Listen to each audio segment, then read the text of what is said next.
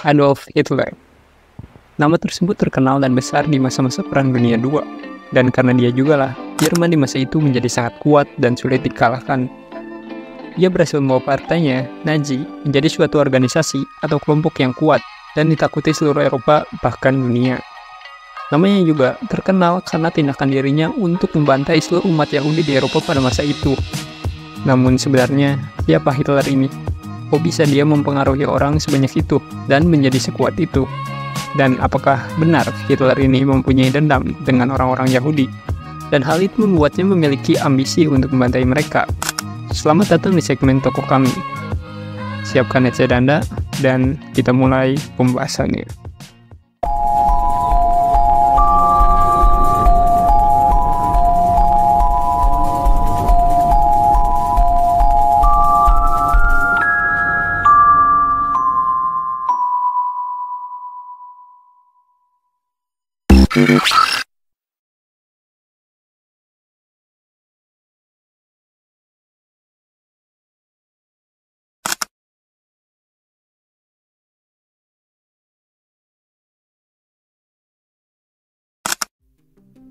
Adolf Hitler lahir pada tanggal 20 April 1889 di Gastow zum Hammer. Itu sebuah kawasan penginapan yang ada di daerah Austria-Hungaria pada masa itu. Dia sendiri lahir dari pasangan Alois Hitler dan Clara Hitler. Adolf kecil suka menggambar dan bermimpi menjadi pelukis terkenal. Dia sering menghabiskan waktu membuat sketsa pemandangan dan bangunan. Tapi di sekolah, Adolf bukan murid terbaik. Dia lebih suka menggambar daripada belajar matematika, dan karena hal itu juga lah dia ini sering banget bertengkar sama ayahnya, karena ayahnya sendiri ingin dia untuk menjadi PNS, bukan seorang seniman. Ya, dan sifat Adolf ini terbawa sampai ke sekolah, karena dia ini sangat susah sekali diatur oleh gurunya. Malah yang ada, dia ini suka ngatur-ngatur guys. Waduh, kamu mau jadi apa nanti gede dek? Nah, singkat cerita, ayah Adolf Hitler ini meninggal guys. Dan setelah itu, Adolf meminta izin ke ibunya agar dia tidak usah melanjutkan sekolah. Dan ibunya pun mengizinkannya. Namun, ingat nih, karena dia tidak melanjutkan sekolah, artinya dia ini gak dapet semacam ijazah gitu. Dan ini nantinya yang akan membuat sang Adolf Hitler ini lahir dan dikenal seluruh dunia. Oke, tapi kita lanjutin dulu cerita yang tadi. Nah, karena dia ini putus sekolah, Adolf pun melanjutkan cita-citanya kembali, yaitu menjadi seorang seniman. Sampai akhirnya, dia pun pergi ke Akademi Seni Rupa di kota Wina. Dan di sana dia mencoba mendaftar ke akademi tersebut. Tapi sayangnya, dia di sana ditolak guys, karena guru di sana menganggap bahwa dia itu gak punya bakat di seni, tapi lebih punya bakat di bidang arsitektur.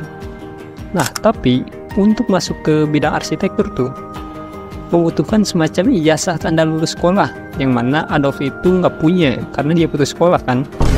Dan pada akhirnya, disitulah dia mulai menyesal akan keputusannya di masa lalu. Dan bahkan tidak lama dari situ, ibunya juga meninggal dunia. Dan hal itu tentu saja sangat membuat Adolf terpukul, karena udah nggak dapat kerjaan ya kan. Ditambah lagi, kedua orang tuanya sudah meninggal dunia. Wah, di situ Adolf benar-benar depresi parah, sampai-sampai dirinya mengasingkan diri di kota Wina, dan tidak ingin berkontak dengan teman-temannya.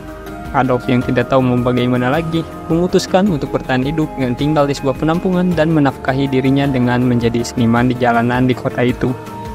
Oh ya, BTW guys, kota Wina ini sangat terkenal akan tindakan sentimennya terhadap bangsa Yahudi. Jadi, orang-orang Yahudi itu dianggap sebagai pembawa kehancuran dan suka merusak di mana-mana. Jadi ya, kalau ada seorang Yahudi di kota itu, pasti ditindas guys. Oke, lanjut lagi nih. Di tahun 1910, tanpa disangka, Adolf ini tiba-tiba mendapat warisan ayahnya. Dan dia, pada akhirnya, di situ hidupnya itu mulai membaik. Sampai akhirnya, dia memutuskan untuk pindah ke kota Munich, Jerman, München.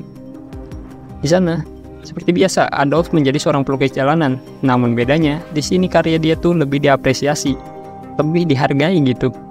Dan karena hal ini juga lah, rasa kecintaan Adolf terhadap Jerman mulai muncul. Dan rasa nasionalismenya yang tinggi terhadap Jerman pun mulai tumbuh dalam diri Adolf.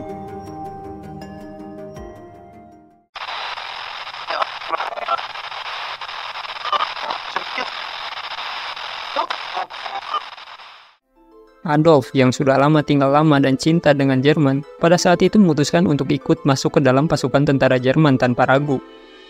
Ini nih beberapa foto Adolf Hitler waktu jadi prajurit Jerman di masa Perang Dunia I.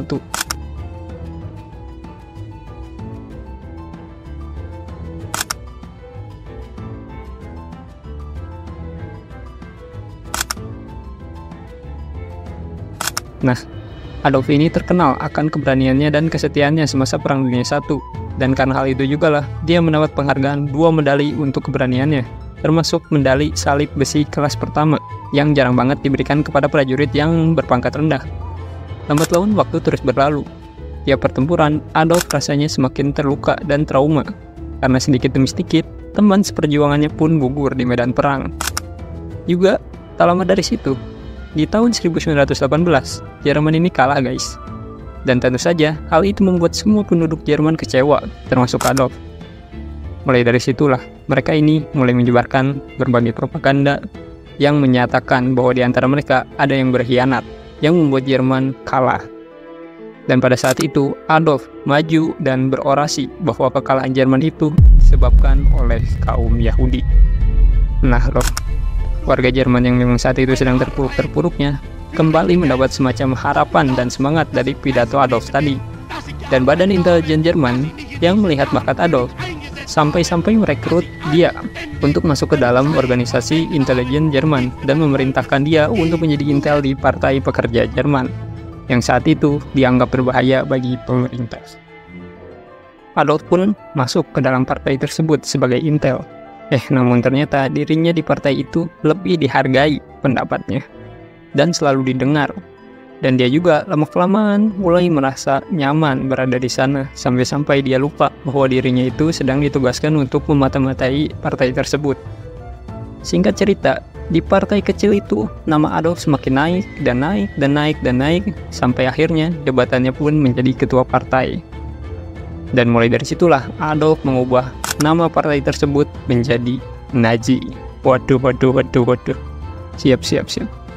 Lama-kelamaan partai Nazi ini semakin besar, dan semakin besar, dan semakin besar, sampai-sampai terkenal sangat kuat banget di bawah kepemimpinan Adolf. Selesai menjadi ketua dan membuat nama Nazi naik, dirinya pun merencanakan kudeta terhadap pemerintah Jerman, dan aksinya ini dikenal dengan nama Bierhauptputsch. Namun, karena rencana yang kurang matang, kudeta ini gagal dan membuat Adolf harus dikurung di penjara. Selama di penjara, Adolf tidak tinggal diam. Dirinya di sana mulai menulis buku yang berjudul Mein Kampf, yang berisi ide-ide gilanya tentang rasisme, antisemitisme, dan impian tentang kekaisaran Jerman yang baru. Setelah kurang dari setahun, dia ingin dibebaskan dan mulai membangun kembali partainya.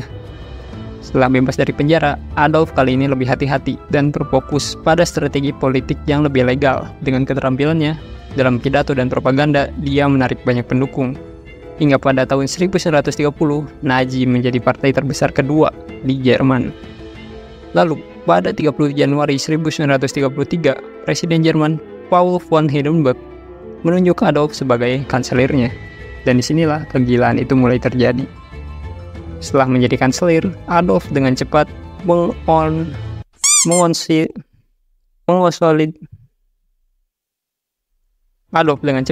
mengonsolidasikan kekuasaan.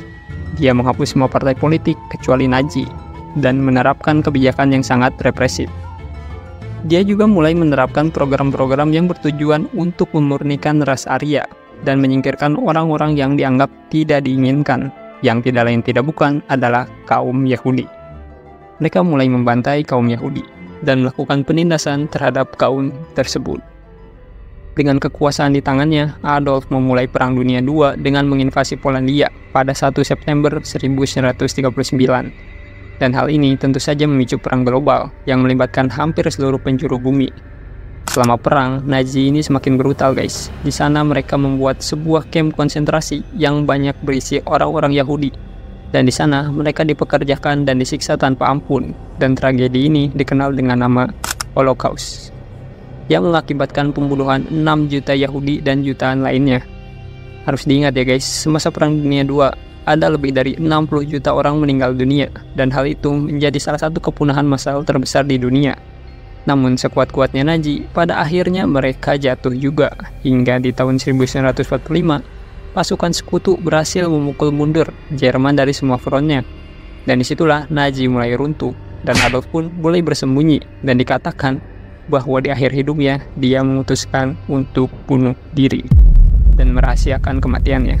Nah, tapi ada juga nih konspirasi bahwa Adolf Hitler tuh melarikan diri ke Garut gitu guys, dan meninggal di sana. Tapi kenapa ke Garut gitu ya, si Om Kumis nih jualan dodol gitu. Nah, jadi cukup sekian dulu aja pembahasan sejarah dari salah satu diktator paling terkenal di dunia, yaitu si Om Kumis. Gimana nih setelah mendengar cerita tadi? Apa pendapat kalian soal Om Kumis tadi? Terus menurut kalian benar gak sih kalau dia ini meninggal di Garut? Kocak. Oke dah, makasih yang udah nonton video ini sampai habis. Jangan lupa like, share, komen, dan subscribe. Segitu dulu aja dari gua. Salam versi kami.